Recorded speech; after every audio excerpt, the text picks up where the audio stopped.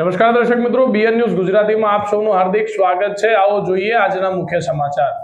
સાબરકાંઠા બેઠક પર તંત્ર સજ્જ, 19.66 લાખ મતદારો, 14 ઉમેદવારોના ભાવિનો કરશે ફેસલો। રાજ્યમાં લોકસભાની ચૂંટણીને લઈ 5 લોકસભા, સાબરકાંઠા અરવલ્લી બેઠક પર મતદારો ઉમેદવારો ભાવિ ફેસલો કરશે। ગતરોજ આ બેઠક પરની ચૂંટણીને લઈ કેન્દ્રીય ચૂંટણી આયોગ દ્વારા તમામ પ્રક્રિયા કરી પૂર્ણ કરવામાં આવી છે।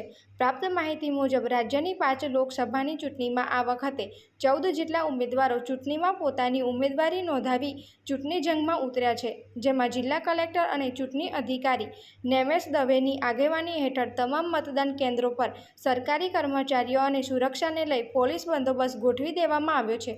ચૂંટણી આયોગ દ્વારા મળતી માહિતી પ્રમાણે અતિ સંવેદનશીલ અને સંવેદનશીલ મતદાન મથકો ફાળવવામાં આવ્યા છે, જેમાં ઈડર 108, પ્રાંતિજ 88, ખેડબ્રહ્મા 144, ભિલોડા 128, મોડાસા 138, બાયડ 142, હિંમતનગર 112ની ફાળવેલ છે।